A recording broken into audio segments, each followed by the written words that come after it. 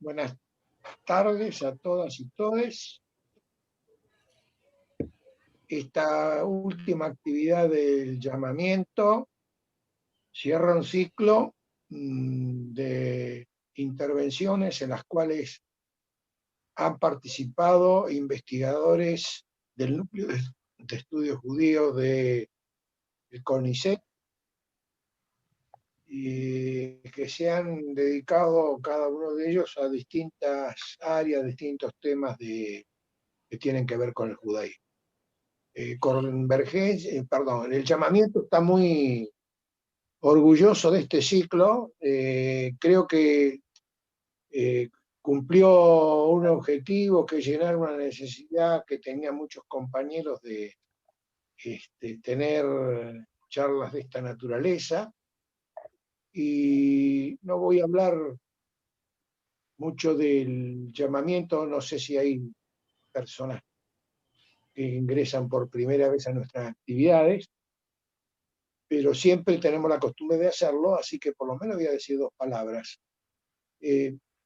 Nosotros nacimos hace 5 años, también respondiendo a una necesidad objetiva de muchos judíos que no se sentían representados por las instituciones centrales de la comunidad, que habían tomado un rumbo con el cual nosotros no estábamos de acuerdo, y nos propusimos integrarnos de alguna manera, que al principio no sabíamos cómo, pero el resultado de eso, después de muchas discusiones, yo diría meses, prácticamente casi todo el año 2015 hasta septiembre, donde nos constituimos formalmente en el llamamiento argentino judío, pudimos darnos una organización, y en nuestros principios liminares decimos que somos o nos sentimos herederos de las tradiciones progresistas del judaísmo argentino judío, que tienen una larga y rica historia durante todo el siglo, prácticamente todo el siglo XX, y este también. Muchos no nos daban demasiada vida, sin embargo, después de 5 años estamos acá, y cada vez más fuerte, cada vez más solidificado, cada vez con más adherentes y con redes sociales en las que están participando miles de personas que nos escuchan, que opinan y que están pendientes de nuestras actividades. Nosotros nos consideramos representantes de un sector, no asumimos ni pretendemos asumir la representación total de toda la comunidad judía, como lo hacen las entidades centrales, pero no se puede tapar el sol con la mano, y aquí estamos, vivos, coleando, y esperamos que el año que viene esto que iniciamos ahora lo podamos repetir amplificado, porque tenemos la idea de hacer un ciclo que siga una línea de tiempo histórica del desarrollo del judaísmo en la República Argentina, y en particular del judaísmo progresista, de los cuales nosotros nos consideramos de alguna manera sus continuadores y herederos. Dicho esto, Pablo va a hacer la presentación de nuestro invitado de hoy, que al mismo tiempo es organizador de este ciclo, porque él movilizó a toda la gente del CONICET para participar de esto, que es Damián Cetón, que se ha especializado desde hace mucho tiempo, no solamente en problemas del judaísmo, sino en la temática de las religiones en la República Argentina. Bueno, Pablo, te dejo, y antes de que Gracias. tomes la palabra, le quiero desear un muy buen año 2021, por lo menos que sea mejor que el que estamos viviendo en este momento, que fue muy duro y que lamentablemente afectó a todo el mundo, a toda la humanidad, y esperemos con disciplina, con cumplimiento de las disposiciones que nos vayan planteando los distintos gobiernos nacionales, provinciales de la ciudad, ir soslayando o gambeteando el virus hasta que la vacuna pueda ser inoculada en toda la población argentina y podamos tener algún respiro. Bueno, los dejo con Pablo. Bueno, buenas tardes a todos ustedes. Bueno, la verdad que estamos muy contentos de estar cerrando este ciclo que empezamos en esta idea que compartimos con Dardo y con Damián. Bueno, Damián Cetón, además de ser organizador del ciclo y quien va a dar esta charla, también es integrante del Llamamiento Argentino Judío y participa de la Comisión de Género. Damián corregime si digo algo mal, es sociólogo, es doctor en Ciencias Sociales por la Universidad de Buenos Aires, es también magíster en Ciencias Sociales por la Universidad de Buenos Aires. He leído por ahí que has tenido evaluadores a Ricardo Forster y a Alejandro Grimson, y como dijo Dardo, bueno, tiene un trabajo muy interesante sobre el tema de la religión en el judaísmo, pero más allá de eso, a mí lo que me resulta también que pueda hoy transmitir Damián es que hay una experiencia personal atrás de esto. No es alguien que está investigando, hablando sobre la ortodoxia desde afuera, sino que también ha tenido su propia experiencia. Así que si Damián estás por ahí, bueno, vamos a... Y una cosa más que quería decir que a mí me resulta sumamente importante en lo personal, que es un fanático de King Crimson, que es una banda que nos une a nosotros dos. Así que Damián, esto era lo más importante que te había dicho al principio. Pero bueno, Damián, bueno, te escuchamos y después, lo que les digo, a medida que avance la charla, vayan por el chat haciendo preguntas, si quieren, que las vamos a hacer al final de la exposición, cuando finalice la exposición de Damián. Damián, te escuchamos. Bueno, gracias Dardo, gracias Pablo, gracias a todos ustedes. Que yo no sé qué estamos haciendo un 21 de diciembre, escuchando a un sociólogo hablar sobre la ortodoxia y la derecha. Deberíamos estar yendo a comprar los regalos de Navidad, Año Nuevo, Hanukkah o lo que fuera. Pero bueno, estamos acá increíblemente un 21 de diciembre. Así que bueno, vamos a ver qué podemos sacar de esto. En principio, a ver, yo comento un poco sobre algo del itinerario de trabajo que tuve. Yo hice mi tesis de doctorado sobre un sector específico de la ortodoxia religiosa, que es el movimiento Chabad Lubavitch. Y la mayoría de las cosas que vaya a decir hoy están tomados de ese trabajo. Por eso yo quiero aprovechar también para agradecer a mucha gente de ese movimiento, porque la verdad que pasé mucho tiempo con ellos, compartí muchas cosas y si bien no comparto su manera de pensar, su manera de ver el mundo, no es la misma que yo tengo y el estilo de vida que ellos llevan a cabo no es el mismo que yo quiero para mí, pero la verdad es que conocí gente realmente estupenda en ese movimiento. Después voy a explicar por qué lo llamo movimiento, Juana Fleischmann. Si quieren, después me recuerdan al final y explico por qué lo llamo movimiento. Pero realmente conocí gente que no muy buena, pero era la minoría. Siempre hay gente mejor y gente peor en cualquier lado.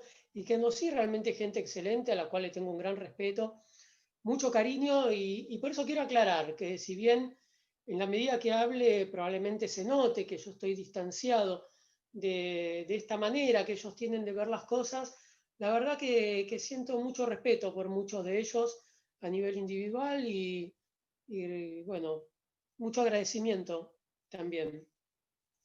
Me parecía importante señalarlo. A ver, bueno, vamos ahora a la cuestión sociológica, digamos. Nosotros vemos que hay dos fenómenos que se dan de manera prácticamente simultánea en el tiempo, y no solamente en Argentina, ¿sí? Se da en general a escala global. Por un lado tenemos una revitalización de las ortodoxias, y entre ellas la ortodoxia judía. Esto es algo que se puede ver, digamos, se puede ver porque muchos judíos que no vienen de una familia ortodoxa, en algún momento de su vida se empezaron a vincular con la ortodoxia. No solo a partir de movimientos como Chabad Lubavitch, hay otros movimientos, otros templos que quizás no están tal vez tan organizados, pero aún así forman parte de este proceso que tiene que ver, bueno, con muchos factores, ¿sí? Búsquedas identitarias. En todo caso, después, si quieren, podemos profundizar más en las explicaciones sociológicas sobre el tema. Pero por un lado tenemos realmente un crecimiento de la ortodoxia que se traduce en subjetividades, en estilos de vida, en individuos que buscan en la ortodoxia un modo de conectarse con el judaísmo, tal vez porque no lo pueden encontrar en otras opciones del mundo judío, pero también una creciente visibilidad de la ortodoxia, visibilidad y legitimación. O sea, hoy en día un judío ortodoxo no es un tipo que está recluido en su comunidad y trata de protegerse del mundo exterior, ¿sí? De que el mundo exterior no lo, entre comillas, contamine. Y vive su vida, cumple con los preceptos, todo lo que más o menos conocemos de lo que es la ortodoxia judía, pero está recluido en su comunidad, ¿sí? Él hace su vida y no quiere saber nada con el mundo exterior. Lo menos posible quiere saber. Y mucho menos tampoco quiere saber nada con el judío que no es un judío ortodoxo. Pero ese no es el judío ortodoxo de hoy en día, o en todo caso es un judío, una minoría que sigue existiendo, muy recluida sobre sí misma, pero no es la mayoría y no es el sector que protagoniza la revitalización de la ortodoxia. Entonces, ¿cuál es este judío ortodoxo que protagoniza este proceso? Es el que sale a transformar el mundo, es el que se muestra, el que sale de su comunidad y que vos te lo encontrás en la calle y te quiere poner los tefilim, o está en la puerta de alguna escuela judía y trata de, y reparte velas de Shabbat, reparte folletos, hace, si ustedes quieren llamarlo, proselitismo, y se muestra en el espacio público, organiza eventos, como el encendido de velas de Hanukkah, como un evento público en una plaza al cual van personas que no necesariamente son judíos ortodoxos, o sea, van muchos judíos que no son religiosos y que participan de estos actos. En ese sentido, bueno, ¿qué ocurre? Que por un lado el judío ortodoxo se muestra más hacia afuera y por otro lado el que no es un judío ortodoxo empieza a ver, bueno, como que estos tipos tienen algo interesante, ¿no? Por eso hablo de legitimación también. No los ven como unos locos fanáticos, como se veía en otro momento, sino que muchos judíos que no son ortodoxos empiezan a ver que hay algo que les llama la atención de la ortodoxia, aunque quizás no se vuelvan ellos mismos ortodoxos, ¿no? Es decir, hay muchos judíos que no son ortodoxos y sin embargo, bueno, consumen algo de lo que producen los ortodoxos, asisten a eventos, a charlas, a conferencias. Yo voy a poner un ejemplo, incluso en uno de los chats del llamamiento, en algún momento alguien puso una foto del Rebbe de Lubavitch, puso Shabbat Shalom y la foto del Rebbe de Lubavitch saludando. No está mal, digo, está perfecto. Pero bueno, no, el llamamiento no es un grupo de judíos religiosos y sin embargo uno puede encontrar cómo ciertos referentes, ciertas figuras, ciertos líderes del judaísmo ortodoxo circulan también por espacios que no son los espacios propiamente ortodoxos, ¿no? Por eso la revitalización de la ortodoxia tiene varias aristas, ¿sí? Se puede ver desde varios puntos de vista. Y aprovecho para decir, bueno, ¿por qué es un movimiento?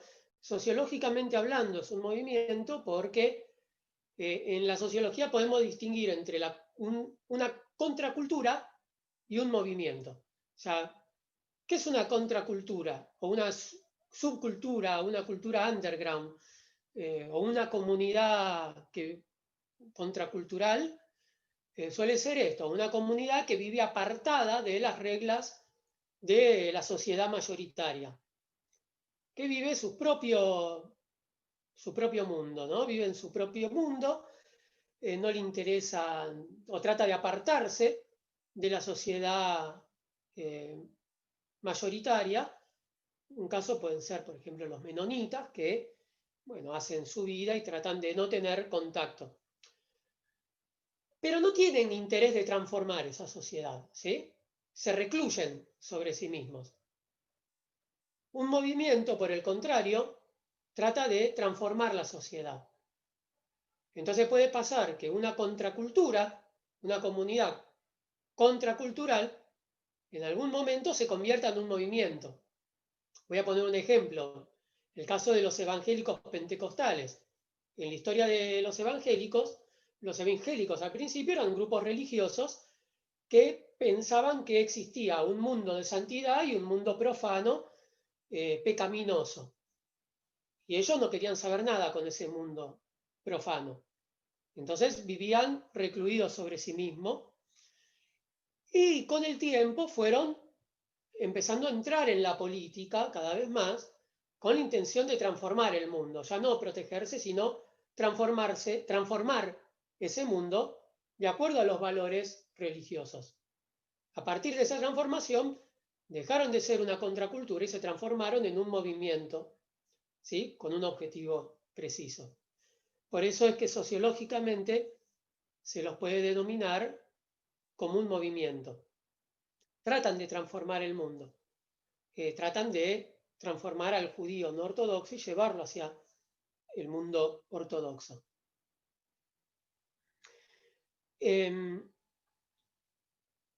Bien, esto por un lado.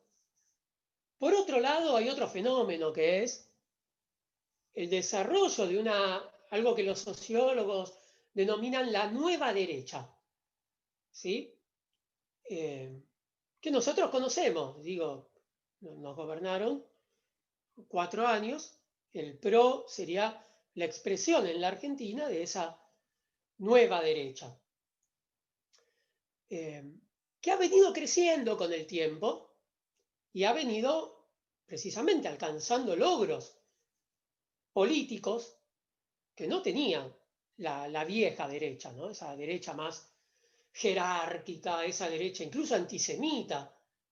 Yo no creo que, bueno, creo que en esto estamos de acuerdo, ¿no? Yo no sé, capaz digo algo que genera una discusión y me meto en un tema. Yo no creo que Macri sea antisemita, ¿no?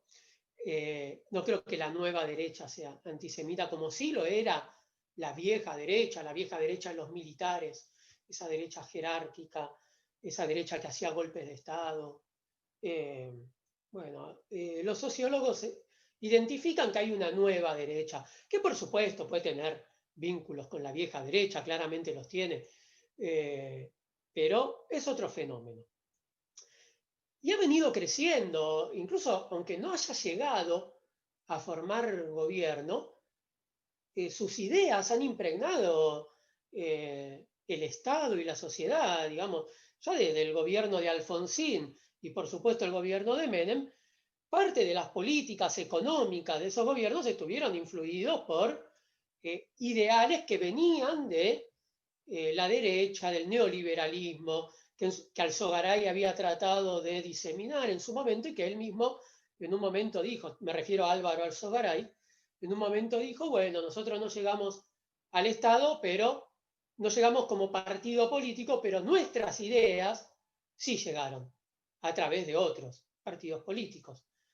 Y bueno, y finalmente tenemos lo que nosotros mismos vivimos y con el PRO, que ha llegado a gobernar, y en otros países latinoamericanos también, y bueno, los casos que se han dado con el thatcherismo en Inglaterra, la presidencia, 8 años de Ronald Reagan en Estados Unidos, bueno, toda una serie de fenómenos que ustedes conocen, digamos, yo no sé que estoy hablando de algo que ustedes ya lo conocen, incluso algunos mucho mejor que yo, porque también han tenido experiencias de vida que quizás yo no tuve, o recuerdan cosas que yo leí, pero no las recuerdo mucho, o era muy chico cuando sucedieron.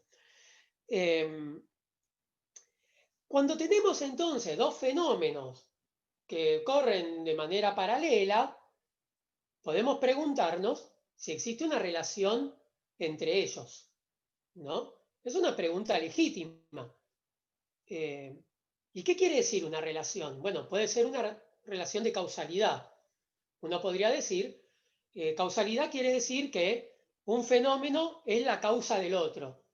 El fenómeno A es la causa del fenómeno B. Pero, ¿qué ocurre? En general, es muy complicado en las ciencias sociales determinar relaciones de causalidad. No me quiero explayar mucho porque esto sería meterse en una clase de metodología de la ciencia. Pero yo no puedo decir si hay una relación de causalidad entre el desarrollo de la nueva derecha y la revitalización de la ortodoxia. Yo no puedo decir si la revitalización de la ortodoxia es la consecuencia del desarrollo de la nueva derecha. ¿Por qué no lo puedo decir? O sea, porque yo acá no puedo venir y decir, yo creo que es así porque me parece. No, yo para decir que hay una relación de causalidad, tengo que poder demostrarlo a través de mediciones.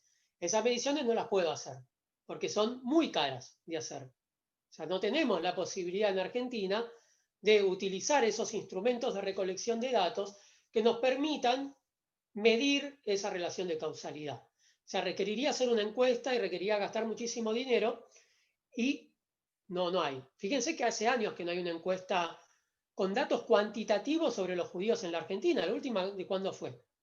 La que hizo Chmelnitsky con Erdey hace, no sé, 15 años, me parece. Que fue un momento muy característico, Pablo. 2004.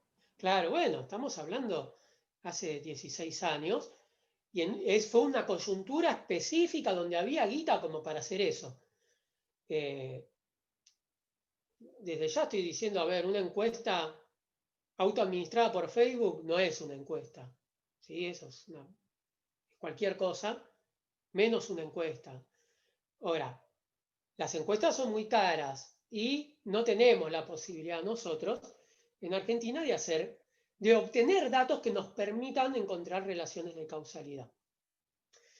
Pero no importa, eso no quiere decir que no podamos decir nada. Podemos decir muchas cosas igual, a partir de otros métodos. Por supuesto, tampoco puedo decir que el desarrollo de la ortodoxia o la revitalización de la ortodoxia sea la causa del desarrollo de la nueva derecha en la Argentina. ¿Por qué? Porque eso no es una hipótesis. Eso es una pavada, es algo que en términos estrictamente académicos denominamos una boludez. Porque no tiene ningún gollete. O sea, lo puedo decir para Israel, pero no lo puedo decir para la Argentina, donde los judíos somos menos de un 1%. Nunca podría decir que sea porque se revitalizó la ortodoxia religiosa judía, creció la nueva derecha. Es una cosa totalmente absurda, no vale la pena ni plantearse esa hipótesis porque es ilógica directamente. Sí, la hipótesis contraria, pero como dije, no se puede, no lo podemos demostrar. Ahora, ¿qué podemos hacer? Podemos tratar de indagar si esos dos fenómenos forman parte de un mismo clima cultural. Es decir, si hay ciertas ideas, ciertas cosmovisiones que se replican tanto en la nueva derecha como en la ortodoxia judía revitalizada.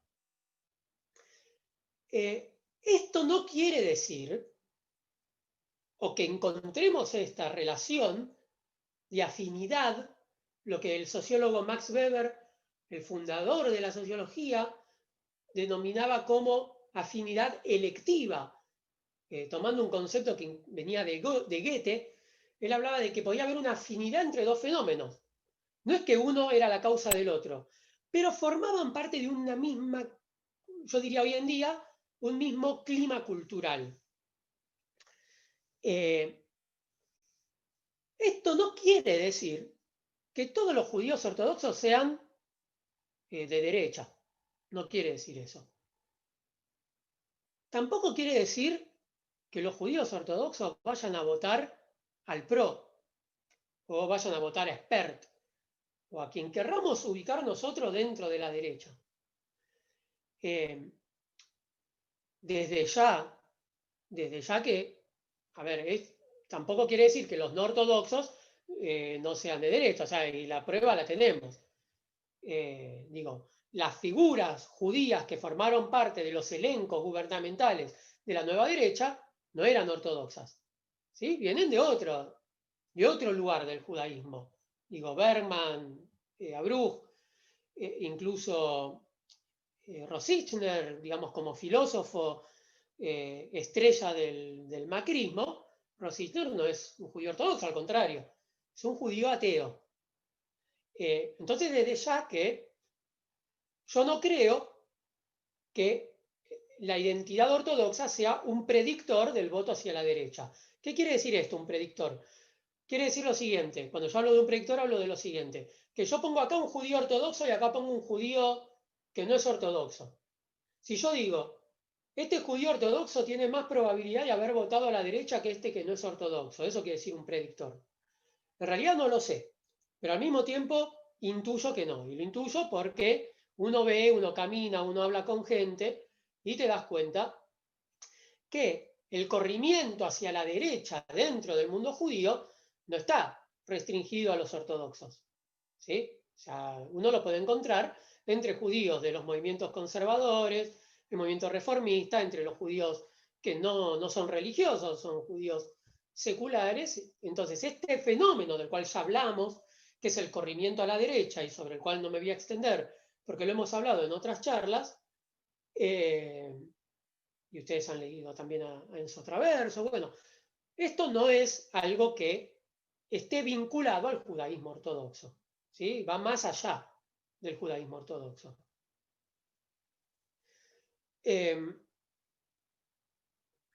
Bien, una manera de indagar, acá hago un paréntesis, yo no me voy a meter en el tema del sionismo acá. ¿Qué quiero decir con esto?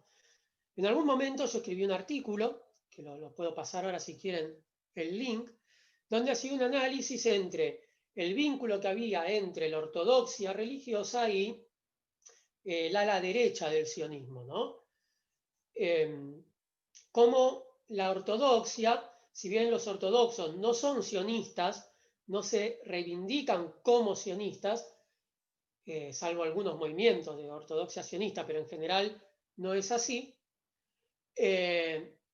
sí tienen un discurso muy afín al discurso de la derecha sionista que viene de la rama de Jabotinsky, y bueno, llega hasta Netanyahu, ¿no? Jabotinsky, hablo del fundador del sionismo revisionista, ¿no? A la de derecha del sionismo, que bueno, pasa luego por Menachem Begin y hoy en día lo encontramos en Netanyahu, y hay una afinidad entre, mejor dicho, el modo en que dentro de la ortodoxia judía se ve el conflicto en Medio Oriente es muy parecido al modo en que se ve eso mismo dentro de la derecha sionista. ¿Sí? Son tópicos así similares que uno encuentra en un discurso y en otro. Pero no me voy a meter en eso, ¿sí? Porque aparte no tiene que ver con lo que queremos hablar hoy, que es el tema de la nueva derecha. Eso tiene que ver con el sionismo de derecha, que no, si quieren después les paso el link del artículo, pero no me gustaría en este momento hablar sobre ese tema. Bien, acá hicimos entonces todas las aclaraciones para dejar en claro que no es que si vemos un judío ortodoxo tenemos que decir ese va a votar al PRO. Y capaz lo vota, pero capaz no lo vota porque es un judío ortodoxo, capaz lo vota por otra razón, digo. Así que no, por eso no podemos determinar si la identidad ortodoxa es un predictor del voto hacia la derecha. Pero bueno, hablemos un poco entonces del tema de la vinculación entre la ortodoxia religiosa y la política. Porque uno dice, bueno, estamos hablando de afinidades culturales. A ver, ¿y qué quiere decir esto? Hay algo que es interesante en la ortodoxia religiosa, que es que en general no habla de política.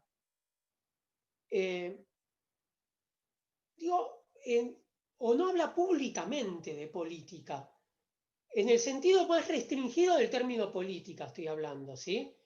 O sea, vos ves a un rabino representante de alguno de los movimientos judíos ortodoxos, por supuesto que me puedo equivocar y puede haber algo que yo no conozca y que no haya visto o no haya escuchado, pero es muy raro que un rabino ortodoxo te diga hay que votar a tal partido político. O yo me vinculo o voy a militar o voy a ser parte del elenco de gobierno de Macri o del kirchnerismo o del experto de quien fuera, digamos. No sé por qué hablo tanto de expert como si fuese importante expert, digamos, pero no tiene muy poco caudal, pero bueno. O de la izquierda, qué sé yo, del FIT. Es raro en general escuchar a un rabino ortodoxo asumir una postura política o pretender armar un partido político o una alianza, meterse en alguna alianza de partidos políticos. Y desde ya que esto que digo, capaz se refuta mañana, ¿eh? O sea, capaz mañana aparece Zvi Grumblat de Jabal Lubavitch, aparece cualquier otro y dice, soy candidato a senador por tal partido político, lo dudo. Pero bueno, nunca se sabe, uno no es profeta, ¿sí? Por eso todo lo que decimos, nosotros sabemos, la sociedad es dinámica, la sociedad cambia. Lo que yo digo hoy, bueno, puede cambiar. Y el rabino Berman sí, pero no es ortodoxo, claramente, ¿sí? Hay un rabino que claramente estuvo en un partido político, pero no es un rabino ortodoxo. Yo estoy hablando de la ortodoxia. Y tampoco una alianza, ¿no? Y tampoco una intervención que uno diga, una intervención política quizás no partidaria, ¿no? Hay un ejemplo, a mí me parece muy ilustrativo. Cuando se discutió el matrimonio igualitario, ustedes se acuerdan que fueron mucha gente a hablar sobre el matrimonio igualitario y fueron representantes de todas las religiones a esas jornadas de exposición de argumentos a favor y en contra. El rabino Daniel Goldman, del movimiento Masortí, participó, obviamente me mostró una postura favorable al matrimonio igualitario, y el rabino Tzvi Grumblat, de Chabad Lubavitch, estaba anunciado para ir, y él iba a hablar en contra del matrimonio igualitario, pero no fue. No sé por qué no fue, no tengo idea. Pero si no fue porque algo más importante tenía para hacer. ¿Qué quiere decir?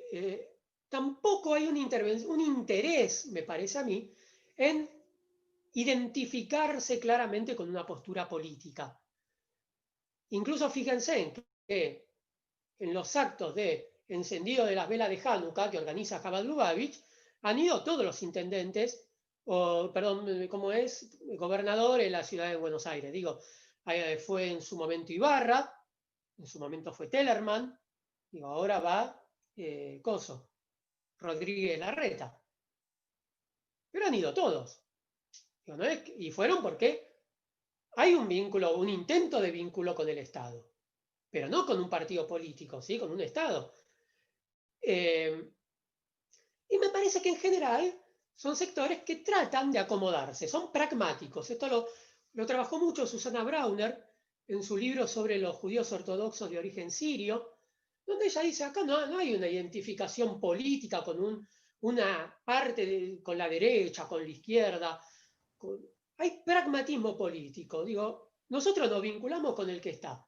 Tratamos de estar bien con el que está. Y creo que esto viene de una herencia, ¿no? De la herencia de el judaísmo más tradicional o el judaísmo religioso de Europa del Este o del mundo árabe, ¿sí? Que siempre, bueno, eran una minoría en estado diaspórico o exílico, en exilio, que lo que quería era hacer su vida y que no los persigan y tratar de estar lo mejor posible con un gobierno, con un soberano que era legítimo. Digo, para la ortodoxia judía o para el judaísmo tradicional no es lo mismo, eh, pero bueno, no había un interés por influir en transformar el Estado, derrocar al soberano. Digo, más que nada, la idea era que hasta que viniera el Mesías, nosotros estamos en el exilio, cuando venga el Mesías viene la redención, mientras tanto tenemos la obligación de obedecer al soberano, ¿sí? Esta idea de que la ley del Estado es la ley, ¿sí? Propia de la tradición religiosa judía. Cumplir la ley del soberano y tratar de estar bien. Entonces, creo que esta mentalidad propia de una condición de exilio se sigue traduciendo hoy en día en el pragmatismo político de amplios sectores de la ortodoxia.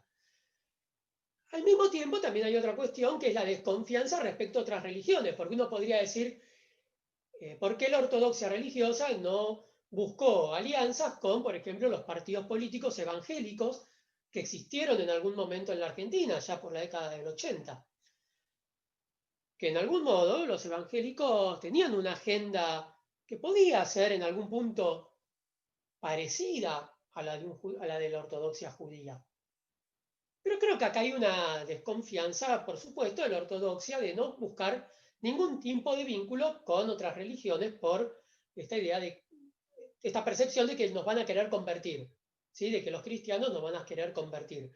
Entonces ahí uno puede encontrar y decir, bueno, ¿por qué pudieron haber partidos políticos evangélicos, pentecostales, y no te digo un partido político de un judío ortodoxo que no sacaría ningún voto, pero en algún momento un movimiento que se vinculara por lo menos en algún tipo de alianza? Ahora, que no hablen de política no quiere decir que no hablen de política, ¿sí? Esto que acabo de decir parece que usted dirá, bueno, esta persona evidentemente está borracha o nos está tomando el pelo, pero, a ver, hay muchas maneras de hablar de política. Yo creo que hablan de política, pero no de manera directa. Hablan a través de otros. Y voy a dar un ejemplo acá, que me parece que puede ser interesante. En el año 2018, Chabad Lubavitch organizó en Punta del Este un evento sobre el tema de la libertad. Se titulaba No te metas en mi vida y no me acuerdo después cómo seguía. Iban a haber 3 personas para hablar, 3 disertantes: el rabino Grumblat, de Chabad Lubavitch de la Argentina, el rabino Shem Tov, de Chabad Lubavitch de Uruguay, y el escritor Bir Maher. Todos, bueno, conocemos, creo que a Bir Maher sabemos lo que piensa Bir Maher. Pero no solamente era eso, no había solamente 3 disertantes, sino que la idea del evento era tratar el tema de la libertad a través de 3 enfoques. Un enfoque que era el enfoque espiritual, otro era el enfoque comunitario y luego estaba el enfoque político. Y a cada disertante le correspondía uno de esos enfoques. El enfoque político le correspondía ser desarrollado por Bir Maher. Yo no participé, no lo vi el evento. Está en YouTube, entonces pude acceder. ¿Por qué no lo vi? Porque yo en ese momento ya no estaba haciendo más trabajo de campo en Chabad, y la verdad que yo no suelo veranear en Punta del Este. Así que no tuve acceso a ese evento. Pero pude escuchar en internet. Y bueno, a ver, si ustedes lo escuchan, van a ver a un Bir Maher, al Bir Maher que todos conocemos, disputando la memoria. Me acuerdo del evento pasado que hicimos acá, que hablamos de la memoria del terrorismo de Estado y del conflicto por la memoria, ¿no? Y nosotros sabemos que hay una memoria, que es la memoria que dice que han habido entre 8.000 y 9.000 desaparecidos, la memoria que dice bueno, que los malos de la película fueron los terroristas, estos, entre comillas, ¿no? Cito lo que dicen otros, no es mi opinión, es lo que dicen otros, estos vagos, delincuentes, que secuestraban gente, que mataban gente. Es una memoria que existe, no es la que nosotros defendemos, pero existe. Es la que defiende Birmacher y es la que defendió en este evento. Pero haber hablado de esta memoria en ese evento tenía otro significado. No es que solamente estaba hablando del pasado, porque esa memoria, la disputa por la memoria, es un fenómeno actual y se expresa en las políticas que nosotros conocemos, que se llevaron a cabo con los juicios a partir de, bueno, 2003 en adelante, con el debate respecto a eso, con la idea de que los derechos humanos eran un curro. Bueno, hay una disputa por la memoria que es una disputa política y que además se traduce en las opciones políticas partidarias. Ahora bien, cuando Birmacher reivindica ese tipo de memoria, lo que está haciendo es hablar de política, no de historia, está hablando de la política actual. Entonces sí se habla de política. Yo no sé si usar el término tercerización, es como decir, bueno, en realidad los rabinos no hablan de esto, los líderes religiosos tratan de no meterse, hablan de temas más espirituales, de la religión, de los preceptos, pero a la hora de organizar un evento, invitan a gente que tiene determinadas posturas políticas y sí, esas posturas se expresan en esos eventos. Es decir, se genera un campo discursivo donde se pueden proyectar determinados temas, tópicos, visiones del mundo, que no son las mismas que se proyectarían en otro lado, o las que se proyectarían si en vez de invitar a Birmacher, por ejemplo, invitaran a Ricardo Foster a hablar. También es escritor, es filósofo, es judío, pero no va Ricardo Foster a hablar ahí. Va a Birmacher. Cuando hay un evento sobre Medio Oriente, ¿quiénes van a hablar? A las instituciones judías ortodoxas. Van los especialistas en Medio Oriente más vinculados al sionismo de derecha. Puede ir Natalio Steiner, puede ir Julian Schwindelman. Y lo digo, ya claro, con todo respeto, yo le hice una entrevista a Natalio Steiner, me parece un tipo coherente, tiene sus ideas. Digo, tengo el mayor respeto, digamos, no tengo ningún problema. Pero no va gente que tenga otra visión del conflicto en Medio Oriente, quizás una visión quizás más afín a otros movimientos, a Schomer, o no sé, o podría ser incluso el caso del llamamiento. Bueno, no va esa gente, no va Darío Strand-Rasberg. No lo digo por el tema del sionismo, digo por el tema de un escritor judío, filósofo, a expresar sus ideas. Repito, capaz mañana lo invitan, bueno, puede ser, puede pasar, todo puede pasar en una sociedad. Una sociedad mucho más compleja que un planeta, que un cuerpo humano, mucho más compleja que una galaxia. En una galaxia sabemos más o menos lo que puede pasar y lo que no. En una sociedad nunca sabemos lo que puede pasar. Podemos intuir, pero no. Es mucho más dinámico. Y finalmente, y con esto quisiera ir cerrando, hay un elemento que me parece interesante cuando uno habla del mismo clima de ideas, ¿no? Que uno ve en la nueva derecha que hay ciertas ideas que también se replican cuando uno escucha o analiza los discursos de, por ejemplo, rabinos de los movimientos ortodoxos. ¿Cuáles son los valores que se promueven en un evento de organizaciones como Chabad Lubavitch y en un evento de un partido político de la nueva derecha, ¿no? Yo creo que se promueven valores similares. Uno de ellos es el de la gestión exitosa, también vinculado a la retórica del liderazgo y a la retórica del emprendedurismo. Por ejemplo, para hablar de esto voy a citar acá una frase, un extracto de un discurso de Macri, que lo tomo de un artículo que escribió Vomaro, que es también un colega que se dedicó a estudiar la nueva derecha. Tiene varios libros sobre el PRO, quizás alguno de ustedes lo ha leído, Gabriel Vomaro. Y decía esto Macri, ¿no? Hablando de un tal Garretón, decía, Garretón es uno de esos tucumanos emprendedores que a los 18 años empezó con un amigo a poner la primera proveedora de Internet. Y de allí llegó a estar en el Foro Económico Mundial, donde fue elegido entre los 150 jóvenes líderes comprometidos a mejorar las condiciones del mundo.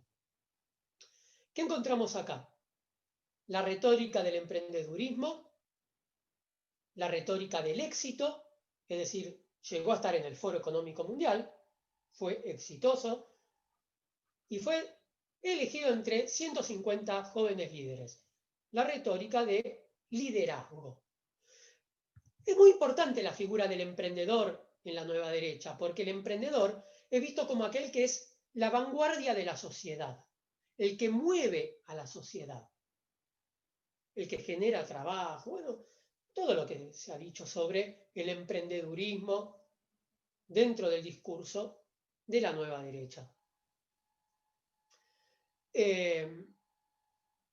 Ahora bien, yo he participado en muchos eventos de organizaciones judías ortodoxas y puedo ver también que hay una lógica del éxito, una lógica vinculada a la gestión, ¿no? Uno ve en algunos discursos como una especie de, voy a decirlo con un término muy grosero, pero autobombo, si usted, perdón por el término.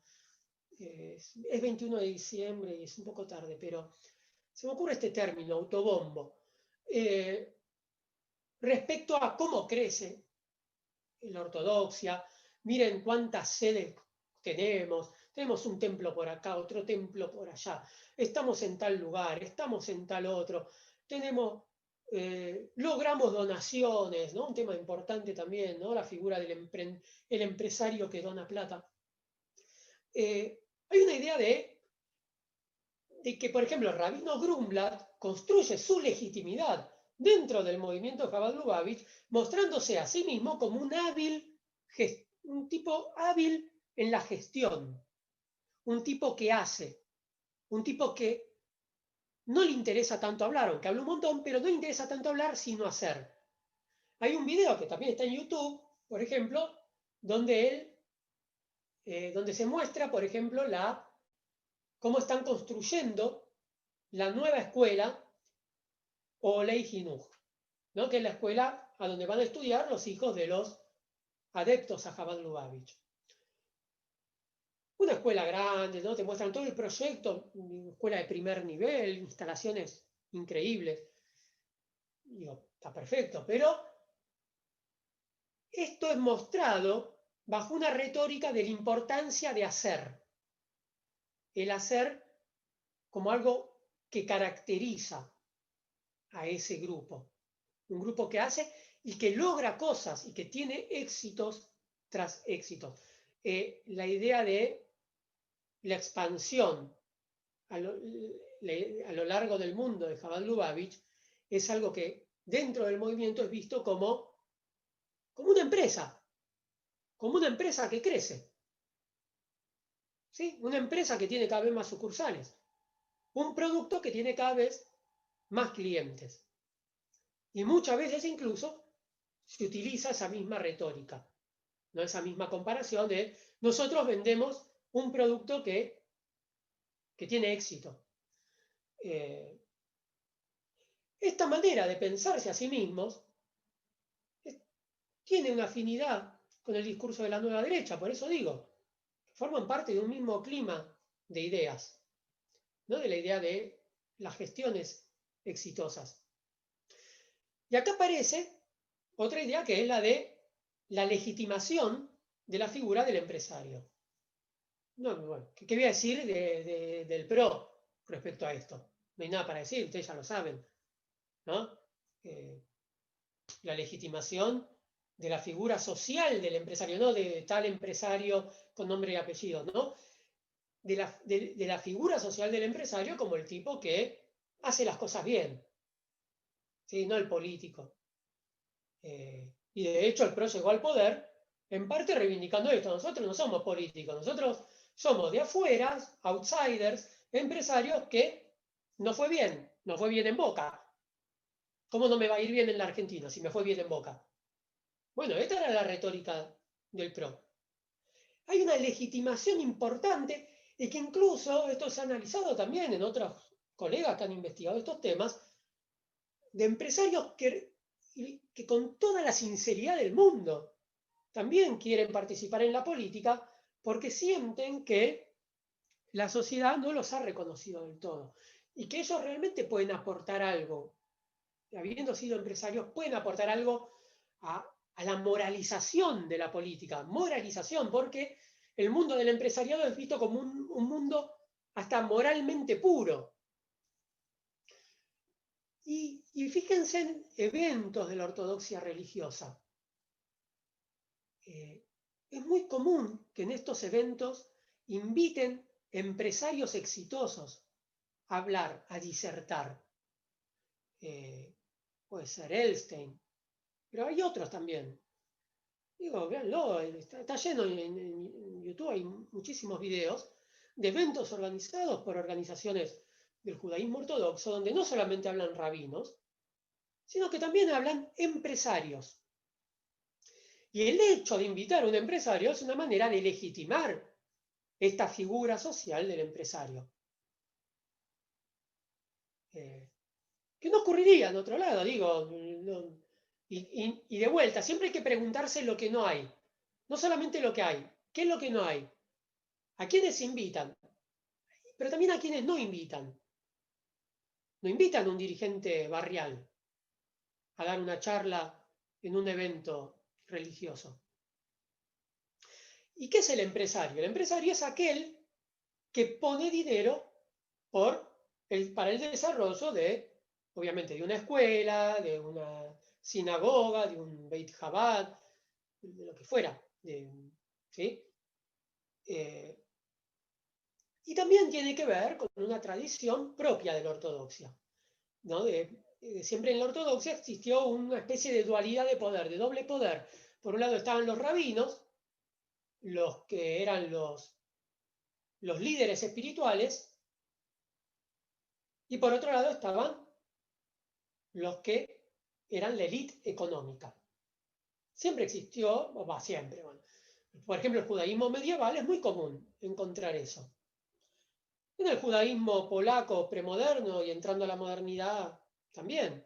Digo, recuerden, seguro que ustedes habrán visto el violinista sobre el tejado. ¿Se acuerdan cuando el personaje canta "Si yo fuera rico"? Y dice, bueno, y si yo fuera rico me sentaría al lado del rabino y estaría todo el día hablando de temas de Torah con el rabino. Bueno, claro, porque era la élite. Y había una situación de un poder compartido, ¿sí? Entre los ricos económicamente, los ricos económicos y los ricos en términos de espirituales o en términos de sabiduría o conocimiento de la ley judía, de la halajá. Y creo que esto se sigue traduciendo, ¿no?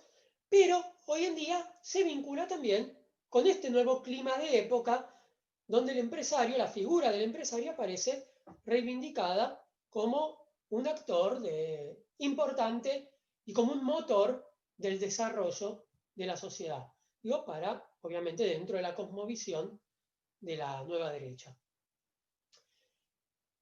La nueva derecha tiene vínculos con la religión. A ver, muchos militantes del PRO vienen del mundo católico y vienen del mundo de las misiones católicas, del voluntariado católico. Y dentro de la retórica de la nueva derecha también hay una idea muy interesante de entrega de uno mismo, ¿no? De pensar la vida política como una entrega, como algo que uno dona a la sociedad. Ustedes piensen lo que quieran de esto, ¿no? Pero es parte del discurso de la nueva derecha y que uno encuentra cuando yo he visto trabajos que han hecho entrevistas a militantes del PRO, quizás no los que están ahí en la cúpula, sino otros que vienen de una militancia católica y que se vincularon en la política porque lo ven como una manera de entregarse totalmente a la transformación del mundo y a la creación de un mundo mejor. Y esta idea de entrega de sí también es parte del mundo judío ortodoxo, ¿no? También ahí hay una idea compartida, ¿no? Que tiene que ver con que el Sheliach judío ortodoxo también está entregándose al prójimo, entregándose al hermano judío, y va a ser, bueno, esto uno podría decir, no sé si quieren llamarlo proselitismo, o a misionar, no sé el nombre, cómo sería mejor traducirlo, sin que el término pierda su esencia, pero un tipo que muchas veces a mí me decían los judíos de Jabal, yo la verdad podría estar cómodo en mi casa, pero sin embargo yo estoy acá entregando velas de Shabbat, poniendo tefilín, o los que se van al interior del país, donde no hay un solo judío ortodoxo, no hay uno, y los tipos se van al interior del país, y vos decís, bueno, y para ellos es la realización espiritual máxima, porque es una entrega que ellos sienten hacia el prójimo. Y creo que esto también es parte de cierta retórica de la nueva derecha. Y con esto no estoy diciendo, porque claro, pero vos qué decís, que Macri que es presidente porque bueno, no estoy diciendo esto. Claramente que no lo estoy diciendo. Estoy diciendo que funciona como discurso hacia afuera y que quizás en algunos cuadros puede funcionar también. Digo, si es que uno quiere tener una visión seria de la cosa, si uno quiere decir son todos vampiros, bueno, pero eso no explica por qué creció la nueva derecha, ¿sí? No, la nueva derecha no creció porque la sociedad se llenó de vampiros, ¿sí? Creció porque mucha gente milita y realmente cree que está haciendo algo bueno, por más que nosotros creamos que no, y podemos demostrar que no, pero bueno.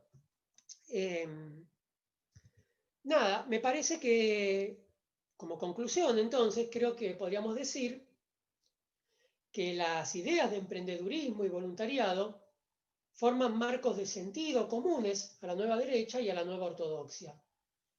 La ortodoxia carece de una traducción de estas virtudes en la arena política. No obstante, los valores a los que apela, las categorías de sus discursos, como la idea de líderes, esta idea que yo decía, ¿no? Crear una escuela que esté pensada para formar líderes, la escuela Olei Jinuj, y la reivindicación del empresariado a través de un rol otorgado a las donaciones privadas, da cuenta de continuidades entre estos dos espacios, la ortodoxia y la nueva derecha.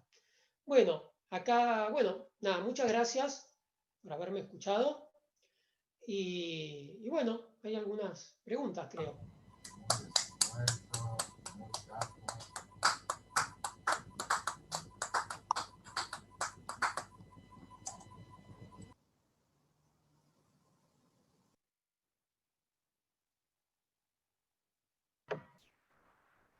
Perdón, ¿puedo hacer algún aporte? Bueno. Yo no modero, así que... No, pregunto en general. Si Marcelo, no sé quién, Pablo... Pero bueno, por mí sí, no sé quién está de moderador, pero bueno, dale. Bueno, ¿se escucha? Sí. Porque, Damián, yo te cuento, en mi carrera profesional, yo soy licenciada en Educación Física y Salud, he trabajado siempre en espacios comunitarios judíos. he trabajado en la escuela Weizmann, en la escuela Scholem Aleichem, y he trabajado muchísimo en las escuelas ortodoxas y en colonias de Chabad Lubavitch también. O sea, he tenido de todo. Y una de las cosas que rescato muchísimo en la ortodoxia es la solidaridad. En Chabad algo que hay que mencionar es Yeladeinu, por ejemplo. Yo no sé si la gente conoce el proyecto de Yeladeinu, pero es un proyecto sumamente solidario, supongo que vos sí lo conoces. Pero lo que siempre me ha molestado muchísimo, más allá de que yo no adhiero a ninguna postura de ellos y fui muy cuestionada siempre, pero en Weizmann me pasó lo mismo. Ellos tienen una bajada de línea terrible. A mí me ha tocado estar en reuniones en el Jardín de Infantes, por ejemplo, Toranit, que no pertenece a Chabad, sino pertenece a otro espacio ultraortodoxo, donde he tenido que escuchar al director institucional hablar sobre la homosexualidad. Y bajan unas ideas que son terriblemente retrógradas. Todo se acepta porque lo decía el director institucional de la escuela. Bueno, nada, quise hacer un aporte, tiene de todo, tiene esa parte tan solidaria como Yeladeinu, como la ayuda, la escucha, que una de las cosas que yo rescato también en Chabad es impresionante, es la escucha hacia el otro, la amabilidad, porque te van invitando a los Shabbatot, venía la cena de Shabbat. Bueno, no sé, nada, quise hacer un aporte por haber trabajado durante toda mi vida en muchísimos espacios de la cole. Bueno, gracias. Bueno, Damián, ¿me escuchás bien vos? Sí. Bueno, hay muchas preguntas que van llegando. Ahí una de las primeras fue, y aparte una cosa que también a mí siempre me ha llamado la atención, cuando se habla de religiosos, se habla de los ortodoxos, cuando en realidad los mazortíes también son religiosos, ¿no? Digo, ¿por qué pensás que esta imagen, que cuando se habla de religioso, el referente es el ortodoxo, ¿no? Y alguien ahí preguntaba, bueno, las diferencias, ¿no? Entre digamos, lo que serían los conservadores, los mazortíes y los ortodoxos. Si se puede establecer algún tipo de diferencia, por lo menos en esta actuación que vos decís, ¿no? En la esfera pública. A ver, sí, porque hay diferencias religiosas en el modo de concebir, obviamente, la ley judía, la halajá. Hay diferencias en el modo de pensar las conversiones al judaísmo. También es importante, pensar que en ninguno de los dos casos estamos hablando de bloques homogéneos. En el judaísmo mazortí o conservador es lo mismo, el movimiento conservador también se lo denomina movimiento mazortí. Hay muchas ideas, muchas opiniones, no es un movimiento homogéneo. Incluso en temas como el matrimonio igualitario hay responsas dentro del movimiento mazortí contrarias al casamiento entre personas del mismo sexo y responsas a favor del casamiento entre personas del mismo sexo. Y las dos son válidas. Dicen lo contrario, pero son válidas.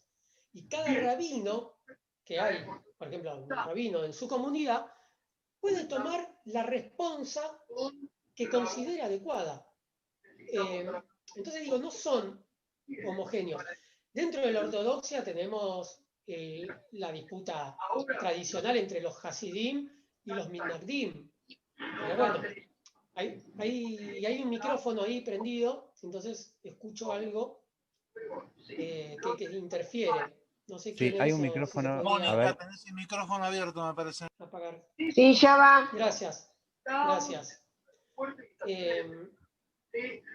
como tengo los auriculares, tengo a alguien hablando. No. Pero... pero a ver un segundito. No, todo bien, sigo igual. En este sentido, ¿por qué cuando uno habla de religiosos? No sé si ustedes me escuchan, ustedes quizás no me están escuchando. Se pueden anular todos los micrófonos igual, el que es moderador Sí, puede apagarlos todos y controlar eso. Me parece que es una interferencia, ¿eh? Bueno, Está tratemos de abierto. sí, ahí continuar, va. tratemos de continuar. Claramente. Decirle que le Sí, mandás la FIP, vas a ver cómo lo cierra.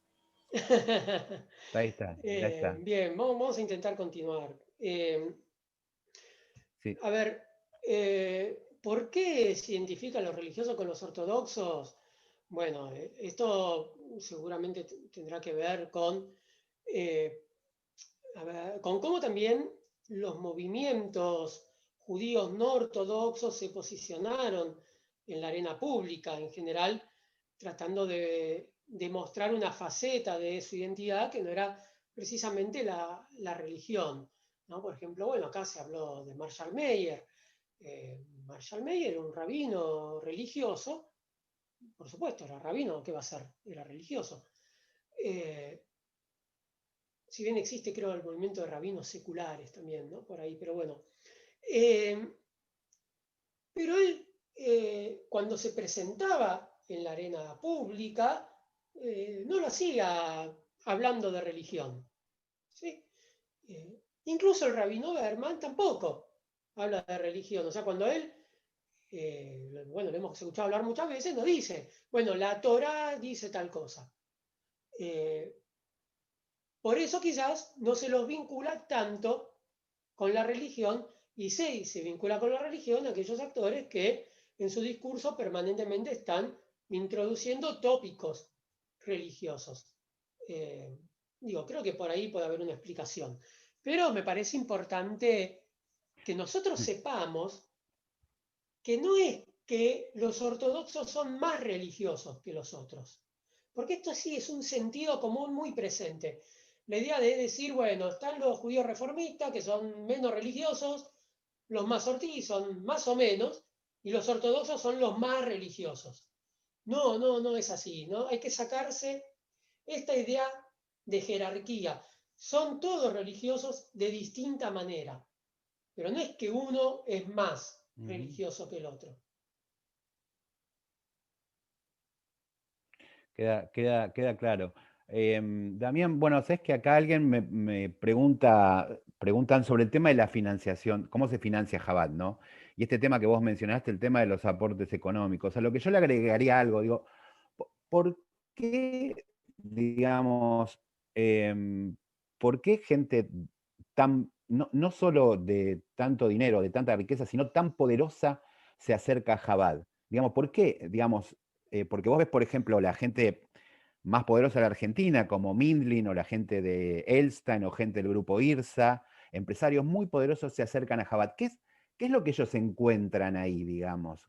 ¿Cuál es la devolución a esa donación que ellos hacen? Eh, a ver, en principio yo no tengo acceso a las cuentas de No, Jabal, no. claramente. Entonces sería, obviamente, irresponsable de decir que yo sé cómo se financian. Yo ahí puedo repetir lo que ellos mismos me decían. Digo que, bueno, hay donaciones y he conocido rabinos y los he visto salir a buscar donaciones y hablar por teléfono y, bueno, con donantes. Esto lo vi, eh, que había un trabajo de búsqueda de donaciones. Ahora, yo qué sé, si hay otras cuestiones ahí que no se puedan decir, y bueno, qué sé yo, no lo puedo saber, No, no, no, porque soy sociólogo, claro. no soy, claro, no estoy, no soy un detective, digamos. Entonces, soy sociólogo y tengo mis limitaciones. Pero bueno, a ver, yo creo que acá hay un tema que es interesante pensar cómo la ortodoxia logró construir de manera exitosa un discurso legitimador.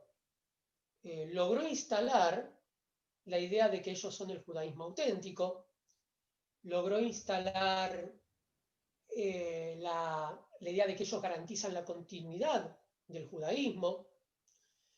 Eh, y, y creo que en este sentido eso podría ser una explicación, ¿no? Es decir, la idea de que, bueno, un tipo que tiene que hacer alguna donación por lo que fuera, los motivos por los que se hacen donaciones sabemos que no siempre son motivos demasiado espirituales.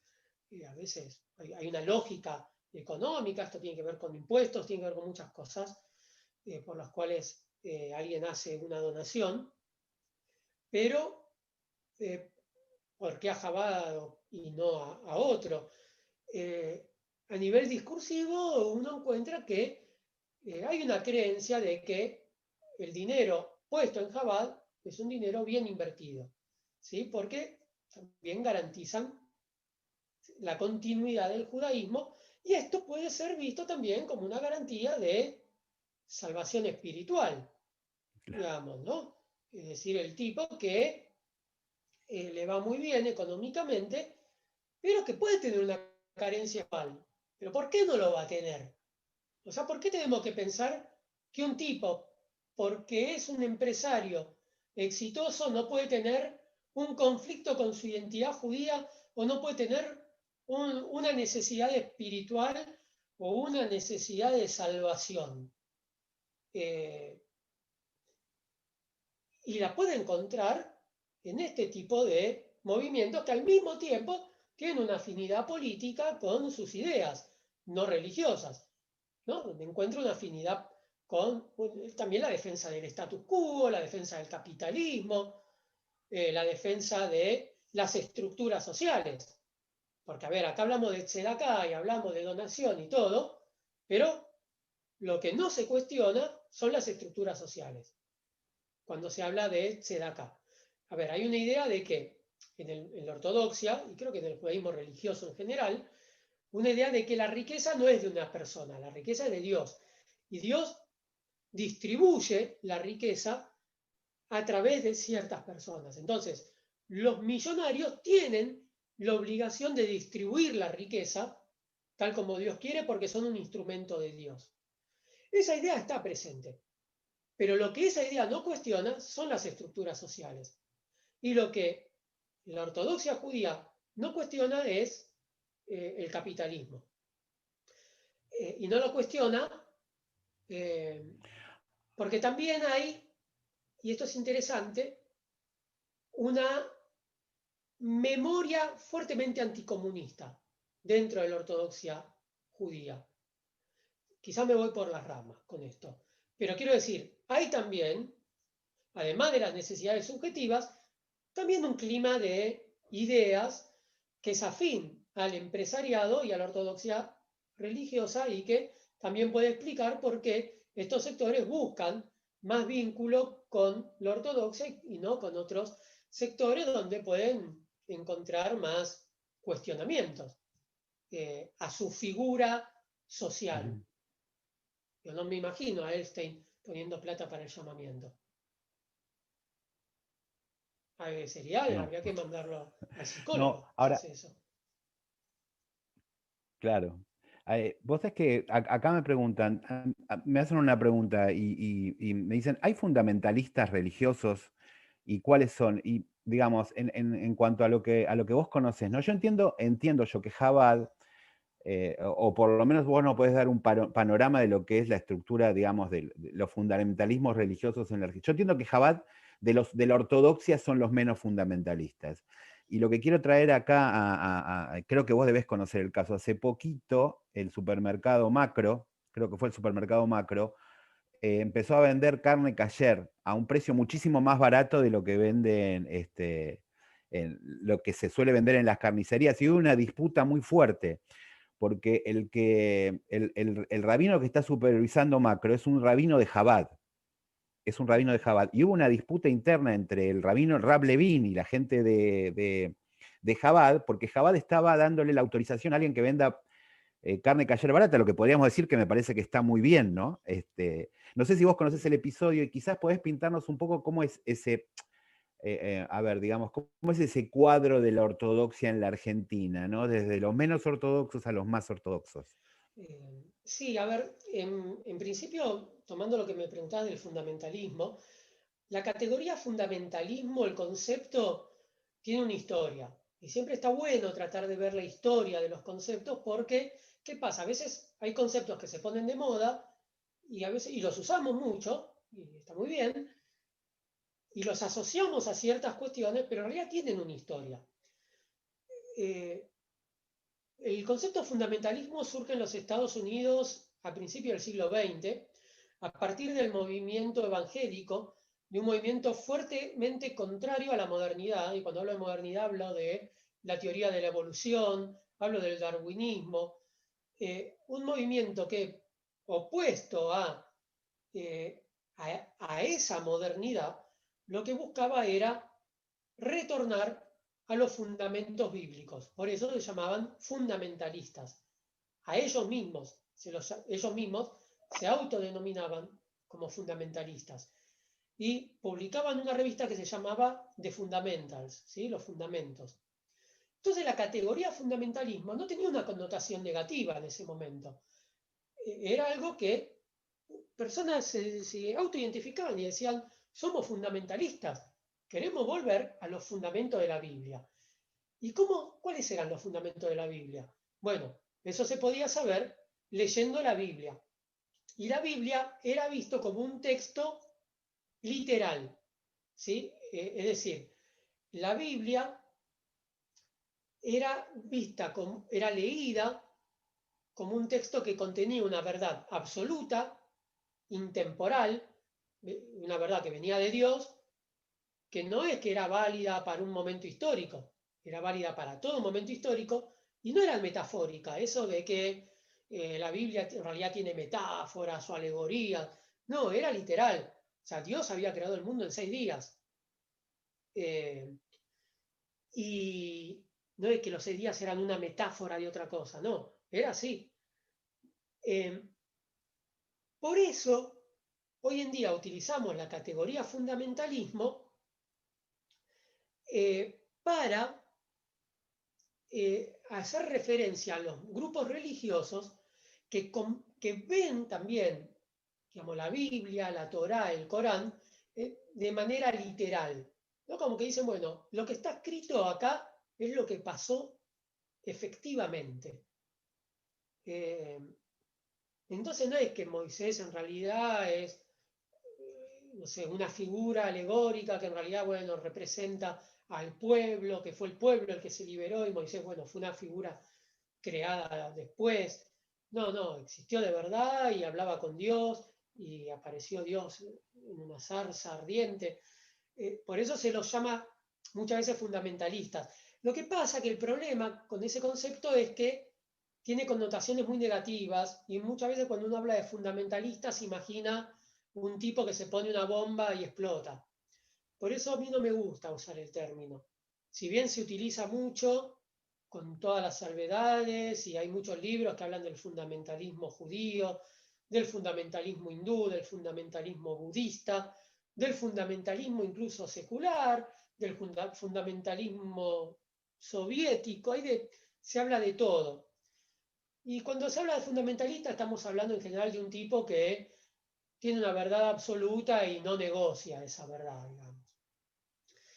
Pero yo prefiero usar el término ortodoxia, que de última es un término más parecido al que ellos utilizan para hablar de ellos mismos. Y sí, a ver, hay una disputa dentro del mundo ortodoxo, no todas las ortodoxias son iguales. Chabad es parte del movimiento jasídico. Levin, el rabino Levin, no, viene de la ortodoxia lituana y que en su momento hasta llegaron a excomulgar a los jasídicos. Y después hay disputas muy interesantes, por ejemplo, algo que le critican mucho a Chabad es que hayan hablado de que su rebe, Menachem Mendel Schneerson, podía llegar a ser el Mesías. De hecho, no sé si ustedes han visto, ahí, no tanto en la Argentina, pero yo vi en Israel, por ejemplo, que decía, carteles que decían, el Mesías ahora, Mashiach now, o Mashiach, y estaba la foto de Menachem Mendel. Y incluso en los Estados Unidos, el movimiento Chabad se dividió en dos. Cuando falleció el Rebbe, en el año 1994, estaban los que habían dicho, bueno, ya está, murió, muchacho, veamos cómo podemos seguir adelante, y los que estaban diciendo, no murió, El tipo ya viene, pero va a venir bajo la forma del Mesías. Y se dividió el movimiento en dos. Estaban los mesiánicos, los que creían que el Rebe era el Mesías, así que el tipo ya viene, está por venir, recemos que viene, y los que decían, bueno, no, a ver, ya está, murió. Pero algo que sí le critican otros ortodoxos a Chabad es haber insistido tanto en que su Rebe era el Mesías. ¿Sí? Por eso incluso hay un rabino que se llama Berg, un rabino ortodoxo, obviamente de otra corriente, que dice que Chabad es el movimiento o el grupo religioso más parecido al judaísmo. ¿Sí? O sea, no el judaísmo, quiere decir, son los más parecidos al Claro. judaísmo. Porque la idea de que el Mesías puede ser una persona que murió, supuestamente desde esta visión, no tendría asidero en el judaísmo, sino ¿dónde? En el cristianismo. ¿Sí? La idea de que el Mesías puede volver de la muerte. Es una idea cristiana. No me quiero meter, digo, los tipos de Jabal, los Lubavitcher, tienen su respuesta también a eso, y ahí hay una disputa. Y ahí hay una disputa entre Levin y el movimiento Jabal que viene desde mucho tiempo antes, no es por el kasher barato, ¿sí? Que viene desde mucho antes. Esta confrontación entre estos sectores.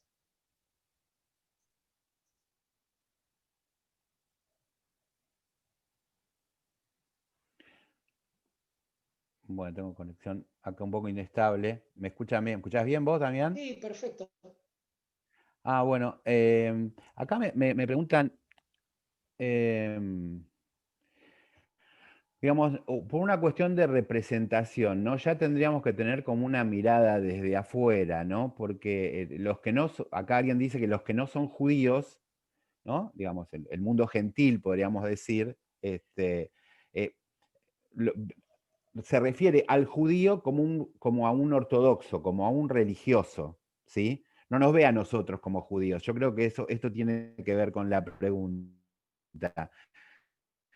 Este, yo recuerdo cuando se dio la serie esta Netflix, este, eh, ¿cómo se te, digamos, cómo se te ocurre a vos que es esta representación? Este es, digamos, el judío ortodoxo, el judío religioso. Hacia afuera, ¿representa al judío en general en la sociedad argentina o no es tan, o digamos, o no? A ver, yo no me animaría a decir esto. Por supuesto que hay que hacer acá una investigación mucho más amplia, ya con determinadas técnicas como para saber esto. Por supuesto que los estereotipos que conocemos del judío y que vimos en el desarrollo histórico del antisemitismo, bueno, es la imagen del judío ortodoxo, ¿no? Cuando los nazis hacían caricaturas sobre los judíos, bueno, esta caricatura del judío se parece más al judío ortodoxo que a otras personas judías. ¿Pero por qué? Porque también es la manera que tienen de identificar. Es decir, a ver, nosotros vamos por la calle y la gente no se da cuenta si somos judíos o no. El judío ortodoxo va por la calle y todo el mundo se da cuenta. Y los estereotipos funcionan así, a través de lo que se llama una economía cognitiva. Es decir, la mente busca el menor esfuerzo a la hora de decodificar el mundo. Y pasa, creo que con todas las identidades. Si yo te digo una mujer musulmana, ¿y vos qué te vas a imaginar? Probablemente una mujer con el velo, ¿no? Cubierta el cabello con un velo. Y no, está lleno de mujeres musulmanas que no se cubren el cabello. ¿Pero por qué nos imaginamos esto? Bueno, esto es economía cognitiva, es el uso que hacemos de los estereotipos. Hay toda una discusión acá, ¿no? En esto, porque alguno dirá, bueno, los estereotipos son malos, hay que luchar contra los estereotipos, y estoy totalmente de acuerdo. Hay que luchar, pero no se puede luchar contra lo que no existe. Si yo digo que hay que luchar contra algo es porque entiendo que eso existe y que opera socialmente. Digo, por ejemplo, en la universidad conocí, por ejemplo, muchas chicas musulmanas que me enteraba que eran musulmanas hablando, digamos, pero viéndolas no tenían ningún signo. Y bueno, y lo visual es importante, digamos, forma parte, no es importante, quiero decir, forma parte de la manera que tenemos nosotros de codificar las cosas, digo, para bien o para mal, pero bueno, funciona de ese modo. Desde ya, ¿no? Que no creo, cuando ya la gente conoce, obviamente se da cuenta que, bueno, los judíos no son solamente ellos, hay otros. El tema está en que quizás habría que discutir la idea de que ellos no son los auténticos judíos, que bueno, tienen un judaísmo que está bien, es legítimo, pero no es el único. Y no es que nosotros somos una desviación de eso. Somos tan judíos como ellos. Y nuestro judaísmo es tan judaísmo como el de ellos. No hay un judaísmo más auténtico, un judaísmo más verdadero.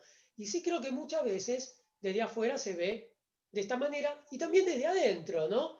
Hay judíos que no son ortodoxos, pero que tienen la idea de que en realidad, como decir, yo no soy ortodoxo, pero la verdad la tienen los ortodoxos.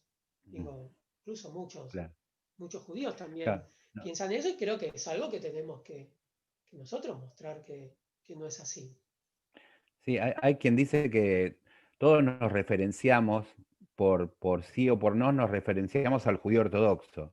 Yo soy parecido a ese o no me parezco en nada a ese, digamos, como que todos inconscientemente tenemos alguna referencia hacia el judío ortodoxo. Te quería, bueno, acá me llegan, hay varias preguntas. Una, si la idea de la resurrección del Mesías no está tomada del cristianismo. Eh, y esa sería una. Después un comentario, por ejemplo, si Chabad no es el movimiento ortodoxo más misionero, digamos, ¿no? Ajá. Sí, Eh, sí. A ver, y yo iría por partes, como dijo Jack, sí, digamos, para sí. no marearme, pero yo no soy quien para hablar en términos teológicos. Esta pregunta sobre si la resurrección está tomada del Perdón, cristianismo, porque yo Un hice la segundito. pregunta y sí, en realidad la pregunta es, porque mi idea es que la idea de resurrección en realidad la toma el cristianismo del judaísmo, porque en el momento de la resurrección de Jesús todavía el cristianismo no existía, todavía todos eran judíos y el cristianismo se fue armando después. Esa era sí, la pregunta en realidad. está bien. Yo, a Gracias. ver, no tengo autoridad para responder esto. Habría que preguntarle a alguien que sepa más. Pero podría decir, también tengamos en cuenta que los judíos y los que luego fueron los cristianos vivían también rodeados de otros pueblos con otras creencias religiosas. Por lo tanto, tampoco es que todas las creencias del cristianismo vienen del judaísmo, porque también estaban rodeados de otros pueblos.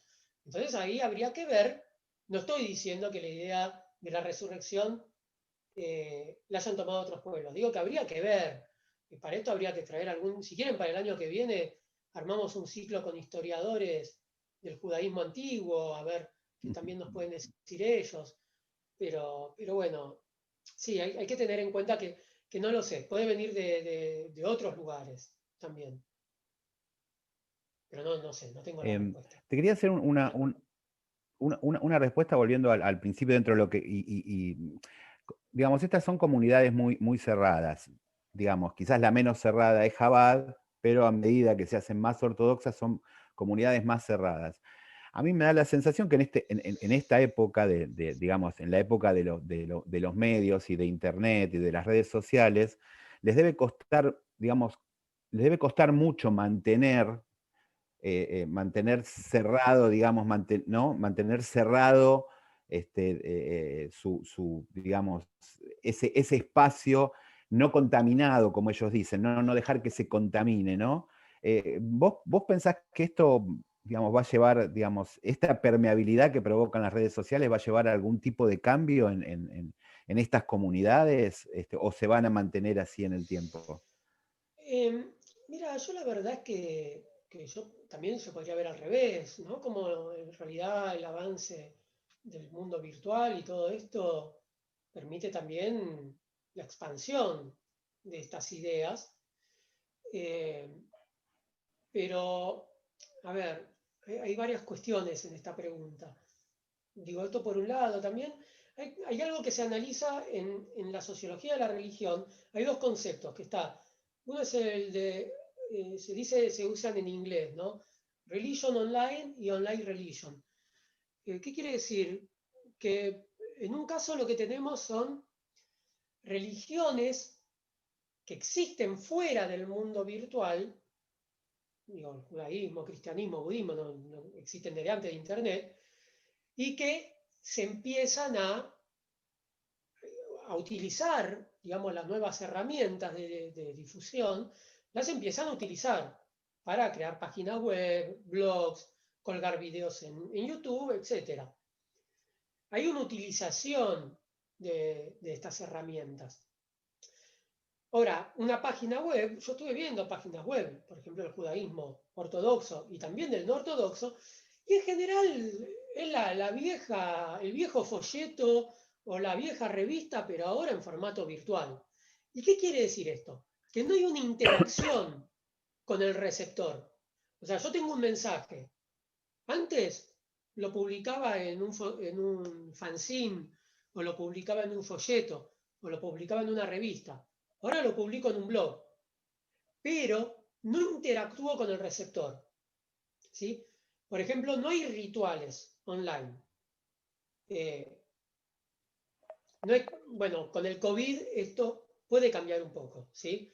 Se han hecho obviamente reuniones como esta por Zoom para rezar, ya ahí cambia un poquito, todo esto es muy reciente, pero esto es una manera. Ahora, otra cosa sería decir, bueno, que la religión pasa por Internet, ¿sí? Que es distinto. Es el caso, por ejemplo, de los templos virtuales que existen, ¿sí? Que ya no es la sinagoga de tal lugar que tiene su página web, sino que es un templo no judío, en general no se dio esto dentro del mundo judío, un templo que solo existe en Internet, o una comunidad que solo existe en Internet. Son dos cosas distintas. En el mundo ortodoxo se ha dado más el primer caso. Y creo que acá, al no haber interacción, entonces se sigue protegiendo en un punto esa comunidad respecto al exterior. Pero también hay una gestión por parte de la comunidad del vínculo con el exterior. A ver, el espacio jabadiano, el espacio de Jabad, no es un espacio homogéneo. Es un espacio que tiene un núcleo duro y periferias.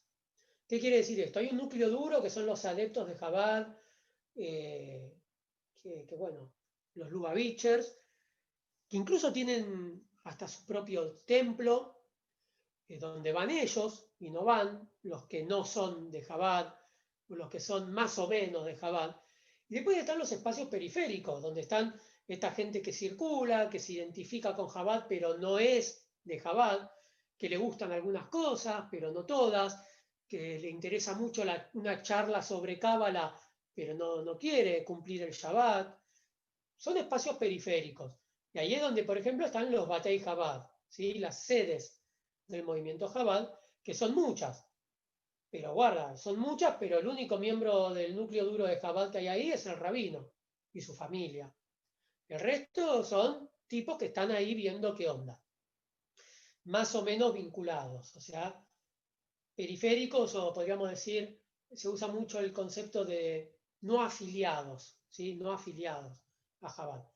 Entonces ahí también hay una gestión del espacio y hay ciertas reuniones, por ejemplo, los Shluchim de Jabad tienen su reunión anual en Brooklyn, donde está la sede central de Jabad, donde refuerzan también su identidad, y creo que estos procesos permiten que el contacto con el exterior no los transforme a ellos.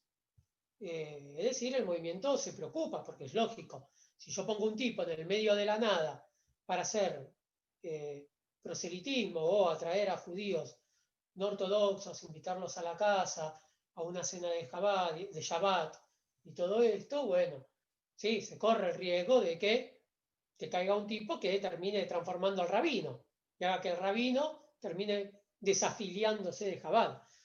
Pero creo que el movimiento tiene sus mecanismos para evitar que esto ocurra.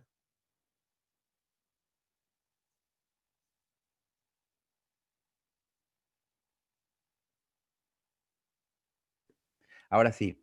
Bueno, Damián, bueno, vamos terminando ya. La verdad que te agradezco doblemente. Te agradezco por la charla de hoy y te agradezco por habernos compartido, digamos, porque nos ayudaste, lo hicimos juntos, haber armado este ciclo, que realmente fue buenísimo, de un nivel buenísimo. Nosotros estamos muy felices y creo que todos los que participaron de parte de este grupo también creo que les gustó participar en estas actividades. Así que, bueno, yo te agradezco mucho. Me gustaría que, bueno, que podamos hacer un cierre hoy, pero con una apertura para el año que viene. Así que, Damián, te dejo a vos el cierre del ciclo, te lo dejo a vos. No, a ver, por un lado quiero decir algo. Yo iba viendo el chat y veo que bueno, que hay diferentes opiniones que quizás no se mencionaron. Y bueno, opiniones también contrarias a lo que yo decía. Quiero decir que las leí todas, no las ignoro en absoluto. Y obviamente hay muchos temas que dan para seguir hablando, por eso quiero aclarar. No hay opiniones que dicen, bueno, la derecha siempre fue la misma, o los del PRO son todos fascistas. Bueno, pero está bien, son opiniones. Desde ya que yo no soy del PRO, no lo voté y no lo creo que no lo voy a votar nunca. Qué sé yo, pero bueno, nada, leí todo y acepto obviamente las críticas y los comentarios, que está muy bien, digo, está muy bien. Acá nadie vino, ni yo ni ninguno de los invitados que vino a disertar, vino con la verdad absoluta. No vinimos desde la posición de decir nosotros somos la academia que viene a iluminar a nadie, nosotros somos los especialistas o los que sabemos. Acá vinimos a compartir, vinimos a aprender mutuamente, vinimos a compartir este conocimiento que ustedes están pagando cuando pagan sus impuestos. Yo les comento que nosotros producimos desde el CONICET y desde las universidades públicas, muchos de nosotros, y bueno, tenemos la obligación ética de no solamente quedarnos en la jornada académica o en el paper académico, sino venir acá y hablar y transmitir esto que estamos investigando, y que no deja de ser una mirada, ¿sí? La mirada del sociólogo, del historiador, del antropólogo, es una mirada más. No es la mirada verdadera o superadora.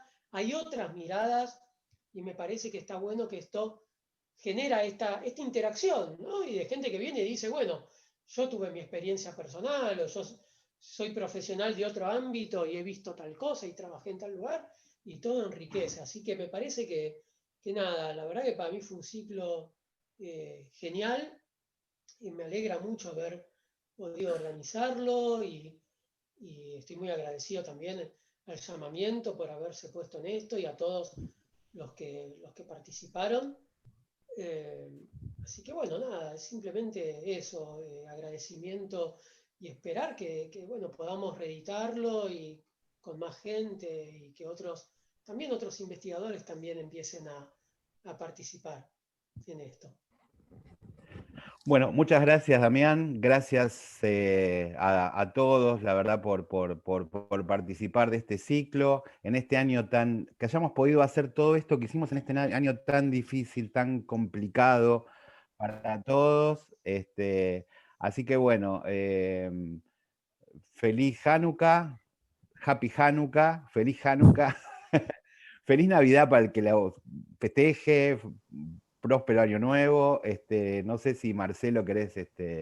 Aquí está Marcelo Barón. Marcelo Barón fue el operador y el que hizo el Zoom y manejó el Zoom en todas las charlas, silenciosamente, pero con muchísima eficiencia. Y no solo eso, sino que hizo todos los flyers para las charlas. Sin la participación de Marcelo, este ciclo no se podría haber llevado adelante. Bueno, también. es la parte Así que técnica. sí, también se merece ese aplauso. Está bien, es la parte técnica, No, pero es más que la parte. pero está bien, la esencia Es más que la parte técnica. La esencia es la riqueza de las charlas, la cantidad de gente que participó, más o menos no, bastante ciertamente tenemos unas 650 personas que participaron, o sea, personas distintas que participaron en, no sé cuántas hubo, 8 o 9 charlas en total. De las cuales 250 aproximadamente gente nueva que antes no había participado en actividades nuestras. Incluso lo valorable también es que en las distintas charlas estaban los otros, como ahora está Susana y como es Manuel Kahn, ahí que están entre los que están viendo ahora. Y es un colectivo, creo que es una producción colectiva, enriquecida por todos y los aportes justamente es lo que enriquece a todo esto. Y además a partir de las preguntas o las inquietudes nos van dando una orientación de cuál es la idea de ir mechando el año que viene, no solo con temas, o sea, queremos ya hacer un ciclo para todo el año, donde vamos a ir incorporando distintas temáticas, no solo la historia, o sea, una mirada sobre la historia judía que fue una de los ejes de este ciclo, sino mucho más amplio y abierto. Y también está escuchar propuestas de toda la gente que quiera proponer charlas que les parezcan que son pertinentes para el público de llamamiento y después decidiremos la que más consenso tiene. Así que también agradezco a todos los que hicieron posible esto. Y bueno, cerramos ya. No están previstas actividades, posiblemente esta sea la última actividad así formal del año. Ya por medio del boletín, ahora va a salir la semana que viene el último boletín de este año, después en enero y febrero va a salir un solo número, ya en enero y febrero, porque tampoco hay muchas actividades para comentar. En general sí se suceden hechos políticos, como pasa, pero bueno, con mucha menor frecuencia. Bueno, así que estamos en contacto todos y un abrazo y feliz año. Abrazo a todos, abrazo a todos, buen año, gracias por acompañarnos, gracias a Damián, gracias a toda la gente de CONICET, gracias a todos los que nos siguieron, la verdad que bueno, hicieron de un año difícil. A pesar de todo, tuvimos en el llamamiento un buen año, más allá de estas circunstancias tan complicadas. Un beso y un abrazo grande, enorme para todos ustedes. Felicidades para todos. Eso, desmutealo a todos. Tengamos un buen 2021. Cuidémonos muchos para encontrarnos. Exacto. A cuidarse. Yo me pongo 4 vacunas, 2 de cada lado, me voy a poner, 2 de cada lado. A lo mejor es contraproducente. Me pongo está la del gen soviético que me voy a poner, que es la Sí, que del otro lado te pones el gen yankee. Hay una que te das que hablas, que después salís y empezás a hablar como Chávez. Te la pones y ya hablas como Chávez después. Besos a todos. Chao, buenas noches. Buenas noches. Chau. Muchas gracias. Gracias. Chao, gracias. Gracias.